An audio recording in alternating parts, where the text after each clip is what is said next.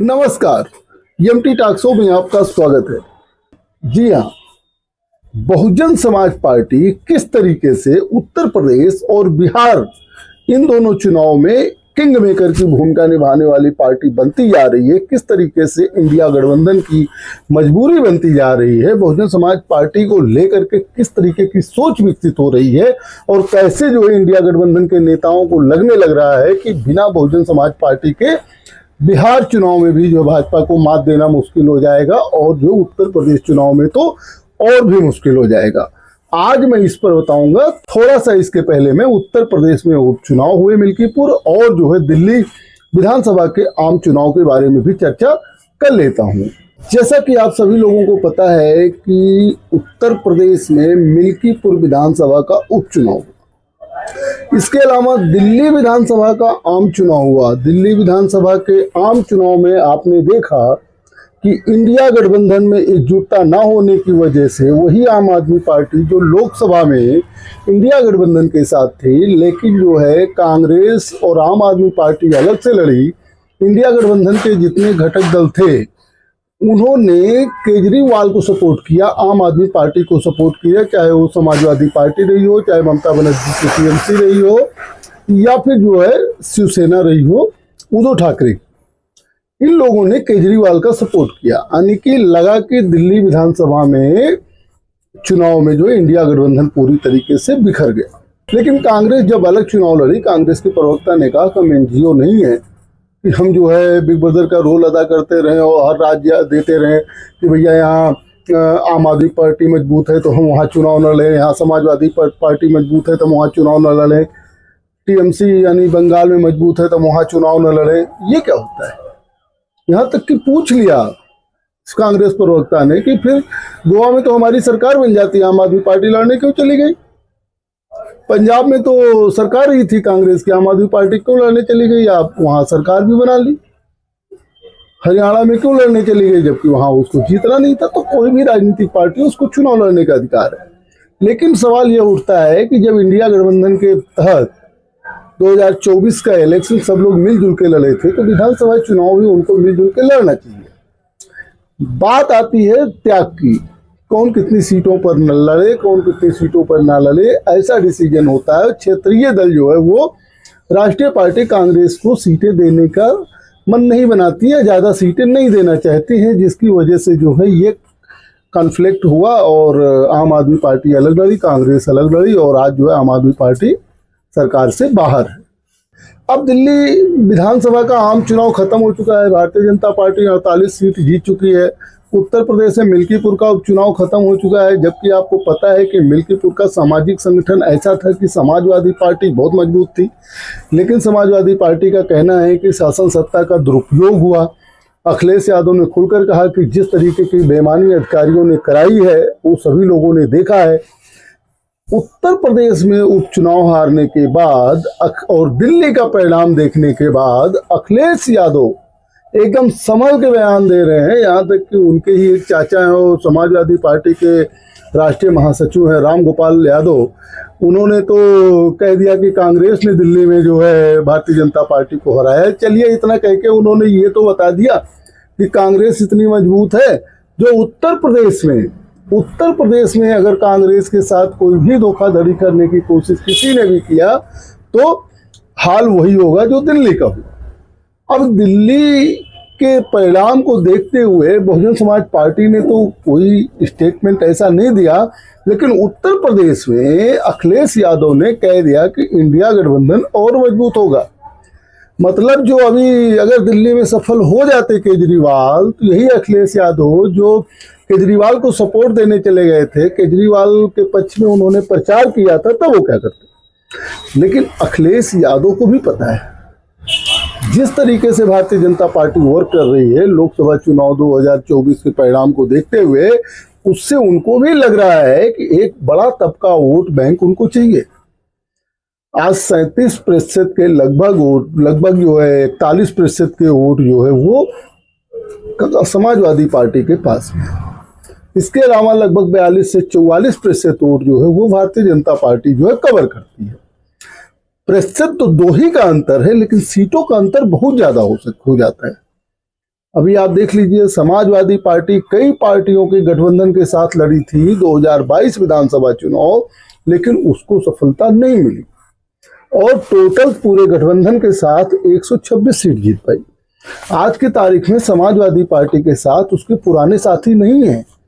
पल्लवी पटेल जी नहीं है, जयंत चौधरी जी नहीं है, सुहेल देव समाज पार्टी के अध्यक्ष ओपी राजभर नहीं है, स्वामी प्रसाद मौर्य जी भी नहीं है। केवल कांग्रेस एक पार्टी बची थी। कांग्रेस 2017 में 125 सीटों पर चुनाव लड़ी थी समाजवादी पार्टी के साथ गठबंधन करके। अब सपा ये चाहती है कि कांग्रेस को 125 सीटें ना देनी पड़े और कांग्रेस अगर अकेले लड़ गई चुनाव या कांग्रेस ने और छोटे छोटे दलों से गठबंधन करके चुनाव लड़ गई तो क्या होगा? न कांग्रेस की सरकार बनेगी, न समाजवादी पार्टी की सरकार बनेगी। फिर जो है भारतीय जनता पार्टी 2027 में रिपीट करना तय। यही भूमिका आती है बहुजन समाज पार्टी। आज भी बहुजन समाज पार्टी के पास उसका कोर वोटर 11 से 12% वोट है। वो 12% वोट जिधर जाएगा उसकी सरकार बन सकती है। खासतौर से अगर बहुजन समाज पार्टी अकेले लड़ती है तो भारतीय जनता पार्टी को जरूरत ही नहीं होगी। तब तो जो भारतीय जनता पार्टी वैसे ही सरकार बना लेगी।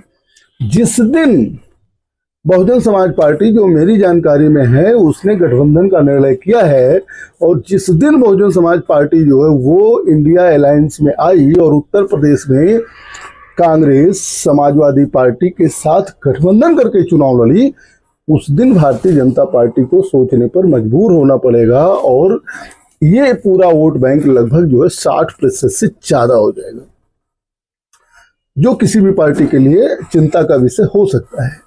लेकिन यहीं आप एक चीज और देख लीजिए, चंद्रशेखर आजाद की पार्टी जो है आजाद समाज पार्टी कांसीराम, ये भी जो है अपना रोल अदा कर रही है।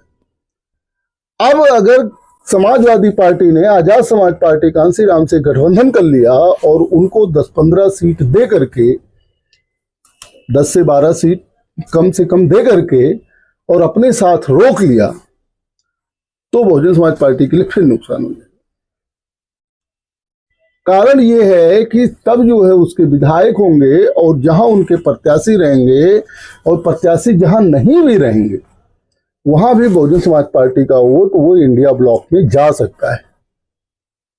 इसीलिए बहुजन समाज पार्टी ने यह रणनीति बनाई है कि आजाद समाज पार्टी का गठबंधन इंडिया ब्लॉक से तो ना हो सके। ये बहुजन समाज पार्टी के लिए नुकसान करेगा। बहुजन समाज पार्टी गठबंधन के रास्ते तलाश रही है और इसकी शुरुआत होगी बिहार चुनाव से।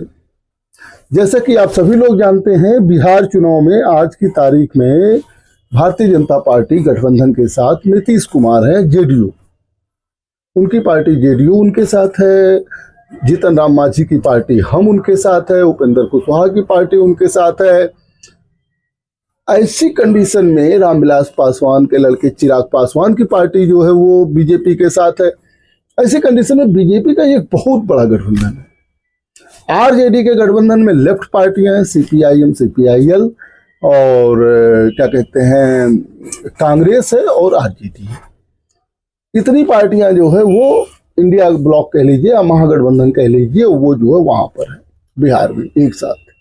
बहुजन समाज पार्टी का रोल बिहार में बढ़ जाता है। हालांकि बहुजन समाज पार्टी के पास वहाँ 1.5 से 2% वोट ही है, लेकिन वह रोल बढ़ जाता है और बहुजन समाज पार्टी महागठबंधन में शामिल हो सकती है और बहुत उम्मीद है कि बहुजन समाज पार्टी के विधायक बिहार में जीत सकते हैं। बहुजन समाज पार्टी इसी रणनीति के तहत सबसे पहले जो है बिहार में इंडिया ब्लॉक में आएगी, जिसको महागठबंधन ही नाम दिया जाएगा, इंडिया ब्लॉक नहीं बोला जाएगा। महागठबंधन में बहुजन समाज पार्टी बिहार से आएगी। बिहार के बाद हालांकि बंगाल का भी चुनाव होगा, लेकिन बंगाल के चुनाव आते आते देखिए राजनीति कहां से कहां बदल जाती है। मायावती जी का जो निर्णय है वो बहुत जल्दी सबके सामने आएगा। और आपको मैं एक चीज बता दूं, बसपा चीफ मायावती साल भर पहले प्रत्याशी उतारेंगी। मायावती ने अपने जो है मंडल कोऑर्डिनेटरों से, मंडल इंचार्जों से ये बातें बोल दी है कि प्रत्याशी का जो है चयन करके रखें, अपने दिमाग में रखें कि कौन प्रत्याशी हो सकता है जो जिताऊं। हालांकि चुनाव अभी उत्तर प्रदेश में 2027 में होने वाला है।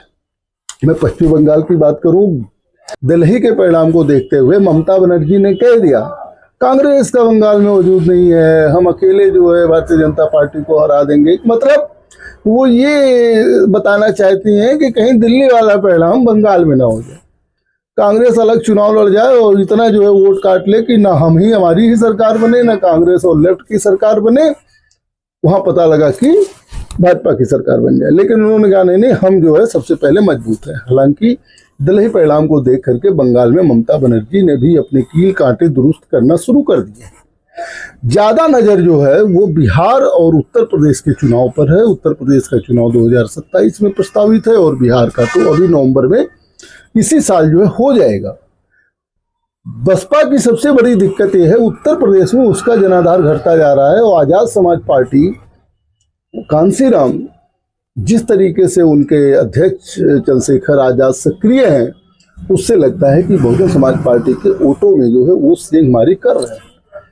हालांकि मायावती एक पारदर्शी नेता हैं और दूर की सोचती हैं। उन्होंने देखिए उपचुनाव लड़ने से मना कर दिया। उपचुनाव लड़ने से इसलिए मना कर दिया, उन्होंने कहा था कि शासन सत्ता का दुरुपयोग होता है, ऐसे में उनके कार्यकर्ताओं को कम वोट मिलता, उनका वोट बैंक कम होता और जो है उनके कार्यकर्ताओं का मनोबल गिरता। इसलिए उन्होंने मिल्कीपुर में देखिए उपचुनाव नहीं लड़ा।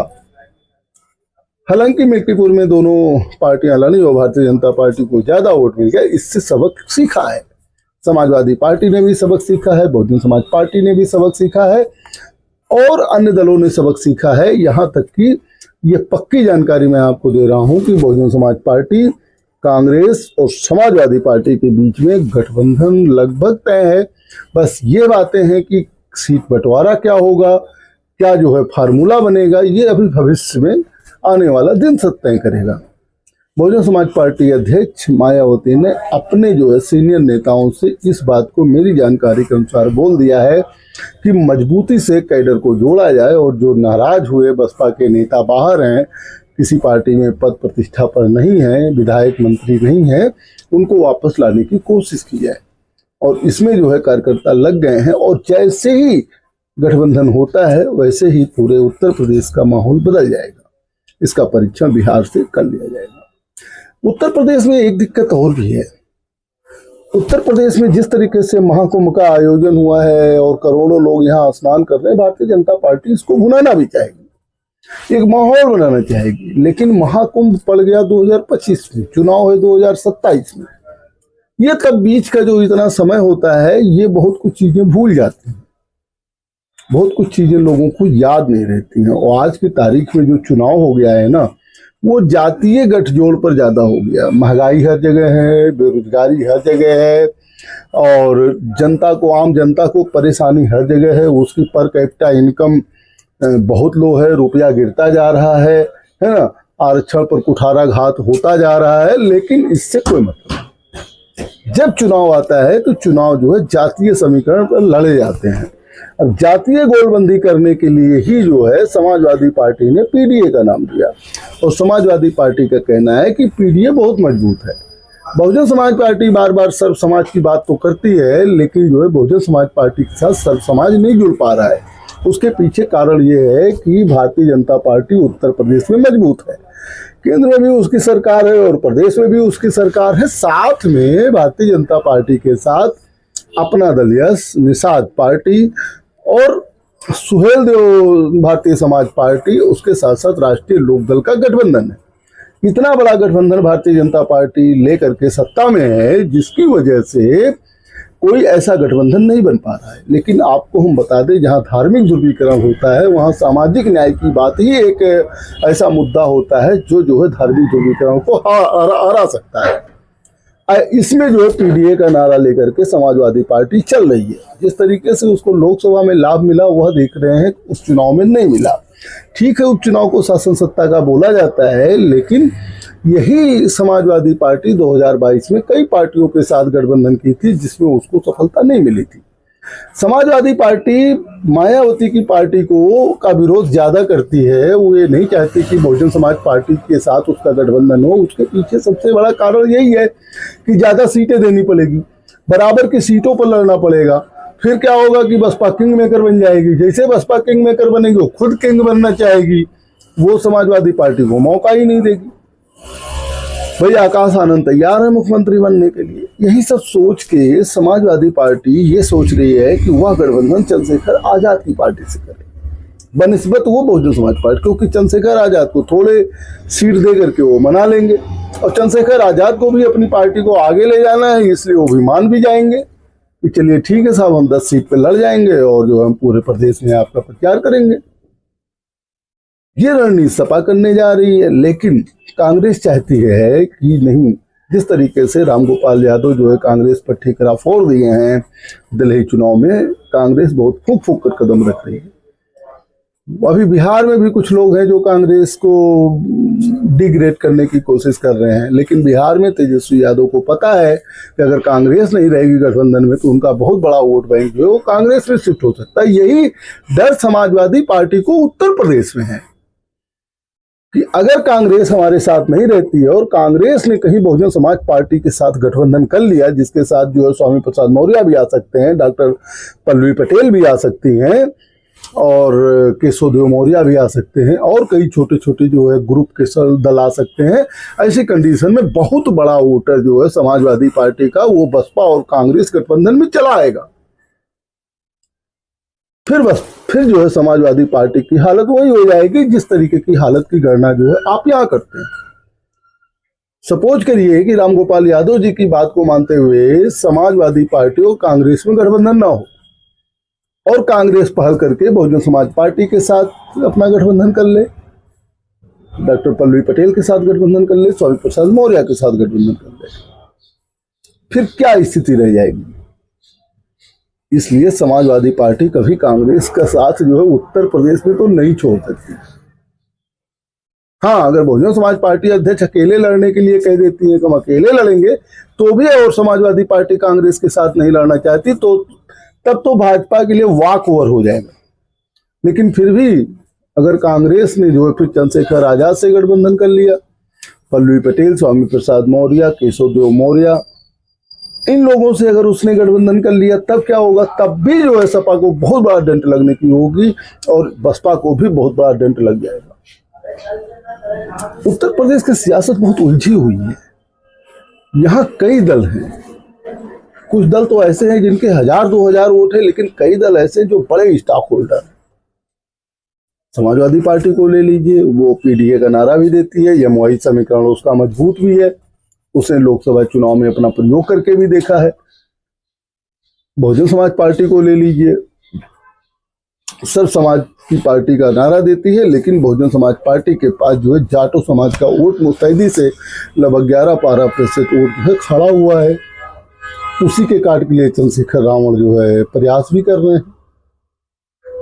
इसी तरीके से जो है भारतीय जनता पार्टी को तो आप जानते हैं कांग्रेस का संगठन कमजोर है। कांग्रेस के पास इतना बड़ा वोट बैंक तो नहीं है, लेकिन जो सबसे बड़ा वोट बैंक है अल्पसंख्यक समाज, जो समाजवादी पार्टी को वोट देता है, वो जानता है कि कांग्रेस के साथ जाने से उसका भला है। कांग्रेस कभी भारतीय जनता पार्टी से समझौता नहीं कर सकती, क्योंकि अल्पसंख्यक समाज ने 2-2, 3-3 बार जो है समाजवादी पार्टी को वोट देकर देख लिया है, लेकिन समाजवादी पार्टी सफल नहीं हो पाई। बहुजन समाज पार्टी भी यही सोच में है कि जब जो है सपा नहीं संभल पा रही है तो उसका सबसे बड़ा वोट बैंक जो 18% अल्पसंख्यक का है वो बहुजन समाज पार्टी के साथ जुड़ सकता है। दलित और मुस्लिम गठजोड़ जो है बनाया जा सकता है, लेकिन जैसे ही बनने की कोशिश होती है, आईटी सेल वाले जो है ये कहने लगते हैं कि बस मायावती भाजपा के साथ चली जाएंगी, मायावती भाजपा के साथ चली जाएंगी, और अल्पसंख्यक समाज आते आते रह जाता है। ये 2017 के चुनाव में देखा गया है, जबकि कभी मायावती ने भारतीय जनता पार्टी का सपोर्ट नहीं किया। भारतीय जनता पार्टी से हमेशा उन्होंने सवाल किया, लेकिन मायावती ने कांग्रेस से भी सवाल किया, विपक्ष पर भी गोले दागी, समाजवादी पार्टी पर भी हमला किया। कांग्रेस पर तो इसलिए हमलावर रहती है, उनको लगता है कि उनके समाज का वोट जो है वो, उनका जो वोट है वो कांग्रेस की तरफ दोबारा जा सकता है। लेकिन राजनीति में देखिए, सत्ता पाना सबसे जरूरी है। अगर सत्ता नहीं मिलता है तो कुछ दिन बाद राजनीतिक पार्टियां, उनके वर्कर्स फांसी पर चले जाते हैं। सत्ता पाना बहुजन समाज पार्टी का भी अब लक्ष्य हो चुका है। इसीलिए आकाश आनंद को आगे मायावती ने कर दिया है और अब सारे कोऑर्डिनेटर आकाश आनंद को अपनी रिपोर्टिंग करेंगे। मेरी जानकारी के अनुसार इसकी शुरुआत बिहार से होनी है और उत्तर प्रदेश में पक्का गठबंधन होना है। दिल्ली चुनाव परिणाम ने देश की राजनीति को बदला है और कांग्रेस के प्रति सोचने की भी नजरिए को बदला है। उत्तर प्रदेश में क्या होगा, बहुजन समाज पार्टी किंग बनेगी या किंग मेकर बनेगी, या तो आने वाले समय में और स्पष्ट हो जाएगा। फिर मैं आपसे मिलूंगा। देखते रहिए एमटी टॉक शो। बहुत बहुत धन्यवाद।